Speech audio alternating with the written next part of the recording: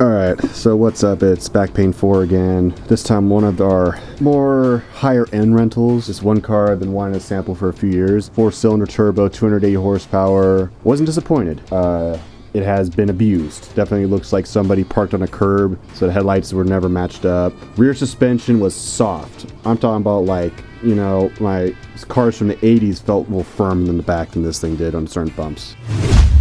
All right, behind us we have a good train, 7 cars, no launch control, just brake boost and launched. Starting line now. So you're gonna hear scraping. It's not supposed to scrape, it's just the front end damage. The skid plate is just lower than normal, so it's just scraping on every tiny little bump. Like that, man. It shouldn't do that, but it just did. So I still sent it because whatever. One thing, I originally was going to manually shift this car, but with the 8-speed and how short the ratios are down low, I just kept it in drive just because I was redlining it too much, check lapping it. Tires, I believe they're 400 treadwear somethings. Oh, yes, sir. Coming around this turn, I don't know how to describe the steering. This is probably the most over-responsive steering I've ever experienced. It's not go-kart, okay, it is go-kart levels, but the grip's not there, if it makes sense, because of the tires. We, unable to turn off traction control, it's Alfa thing. They will not let you do it. Coming up the straight here, you hear a little slight understeer, fully floored. I think this thing got 82 miles per hour. Oh, yes, sir. Ooh. The bottoming out, yes, it did hurt, but you know, it was a necessary evil. Believe it or not, I think we have footage of this. After we came through here, one of the cars in the train actually understeered off in that turn. That's what you hear on the radio. Someone went off. Car. As we're letting know about oncoming. The guy comes in right about here. What happened? He basically said Kroll went off.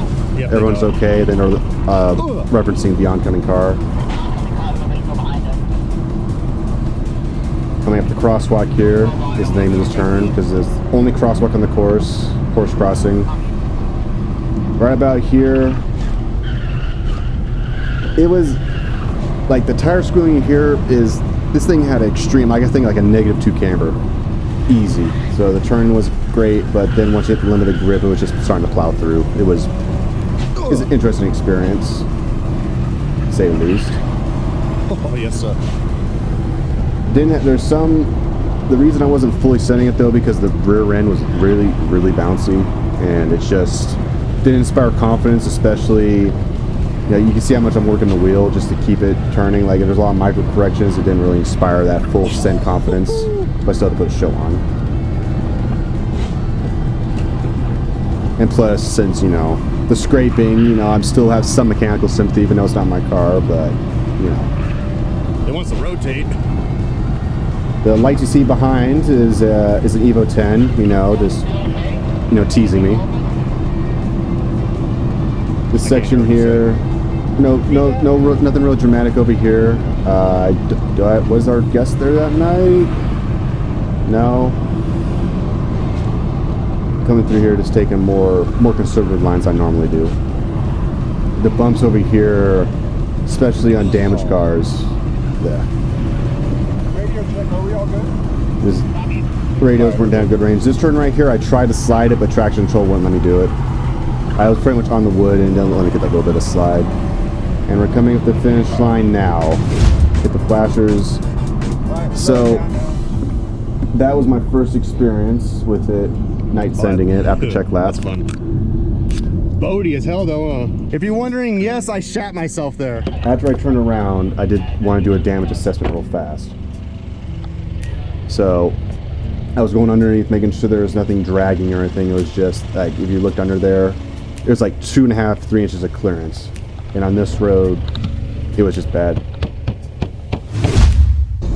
Hitting the starting line in 3, 2, 1, starting now. All right, coming this time through, since the car's warmed up, I kind of had a feeling for what the brakes are. It has Brembo brakes, believe it or not. Very, very good brakes. We didn't have a problem with them at all through the night, and I did you know, abuse this car during the day, just getting some, you know, daytime beauty shots. Coming through here, if you know, I don't know if you could see it, but in the middle of the gauge cluster there is a G meter. I think a lot of these turns was holding +1 G easily, even on, you know, all season rental tires.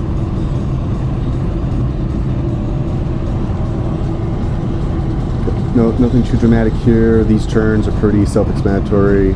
Coming up here, this right-hander, on the inside of it, there's some washboarding on the apex of it that can, if you don't know about it, set you off. This car took it like a champ. I think did I touch it? Right here.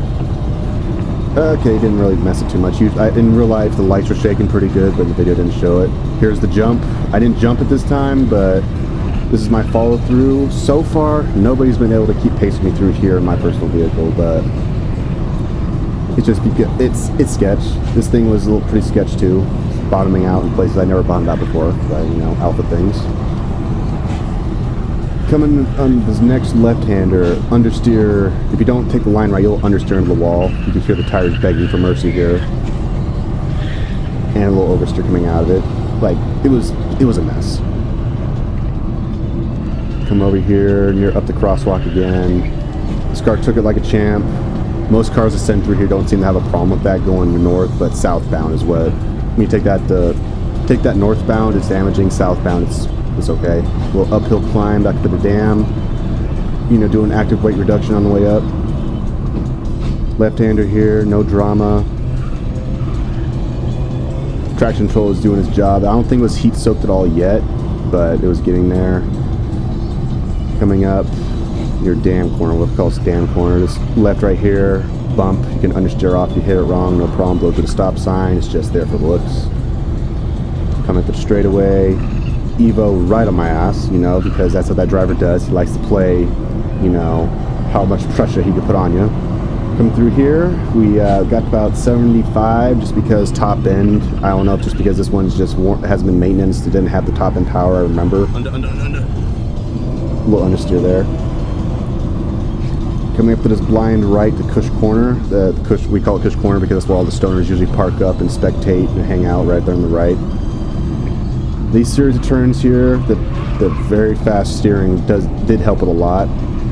I did push a little bit harder here and it seemed to like it, but you can see how I'm correcting really fast. That was pretty much at the best it could pull off. I don't think this had an LSD either. It had open diff, but it was using the brakes to simulate LSD, so I don't know if that was affecting handling drastically at all. Now coming up here, the bump here, I don't have a name for this bump, but I always avoid it just because my car, we pretty much destroyed the exhaust with hitting that at speed, so I try to avoid that. Now coming up here, you'll see in the chase cam right here, the rear end came off the ground right there and bottomed the rear end out, so I had to correct.